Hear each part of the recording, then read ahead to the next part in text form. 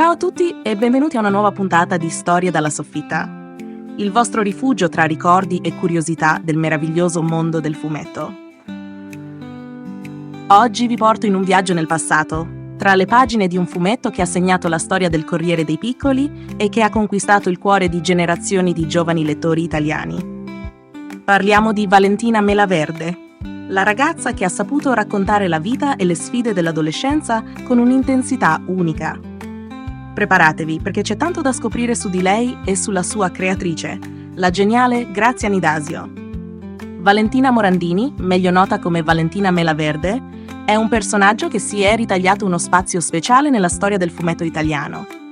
Lei è una ragazza normale, con una vita ordinaria ma resa straordinaria dalla sua sensibilità e dal suo modo di vedere il mondo. Vive a Milano con i genitori e i suoi due fratelli, il maggiore Cesare, soprannominato Miura per il carattere indomabile, e la piccola Stefania, detta Stefi, una peste adorabile che avrà poi una serie tutta sua.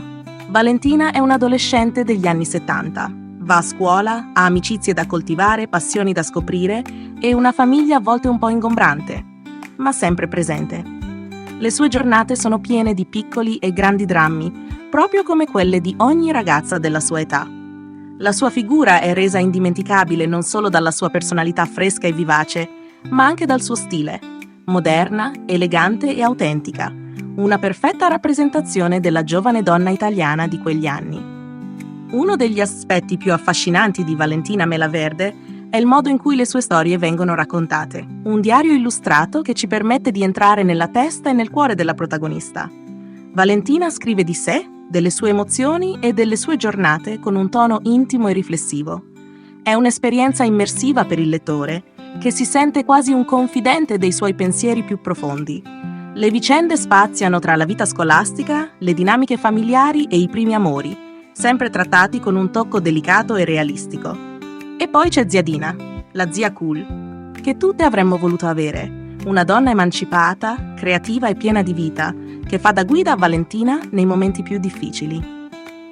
Dietro il successo di Valentina Melaverde c'è la mente brillante e il talento eccezionale di Grazia Nidasio, una delle più grandi fumettiste italiane di sempre. Nidasio, già autrice affermata e collaboratrice del Corriere dei Piccoli, decise di creare un personaggio che potesse rappresentare al meglio i giovani italiani degli anni 70. Valentina, con la sua spontaneità e profondità, è il risultato di questa visione. Lo stile di disegno di Nidasio è unico, elegante, pulito, con una grande attenzione ai dettagli. Ogni vignetta è studiata per trasmettere emozioni e i dialoghi sono sempre naturali e credibili.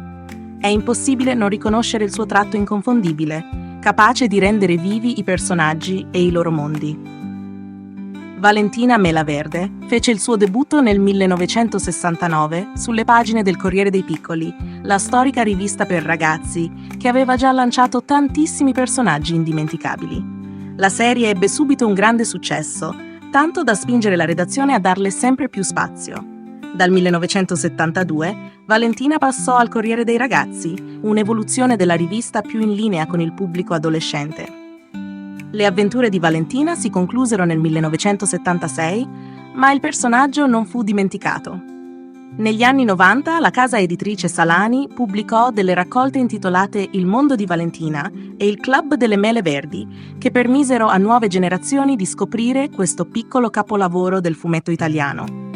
Cosa ha reso Valentina Melaverde così speciale?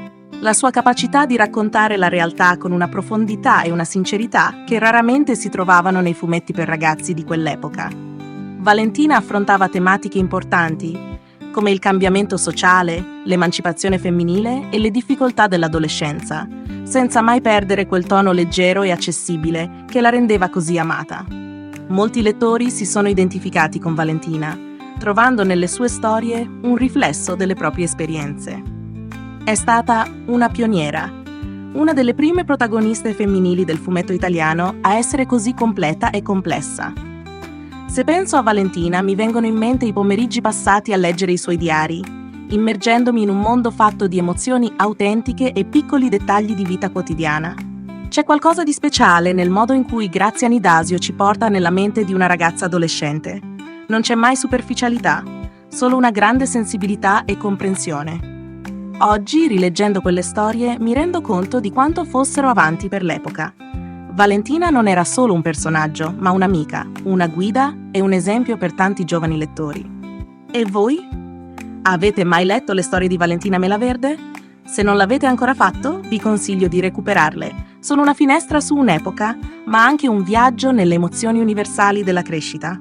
Prima di salutarvi, vi ricordo di iscrivervi al canale e di attivare la campanella per non perdervi le prossime puntate di Storie dalla soffitta. Qui, ogni settimana, vi portiamo alla scoperta dei personaggi e delle storie che hanno fatto la storia del fumetto. Grazie per essere stati con me e alla prossima avventura tra le pagine!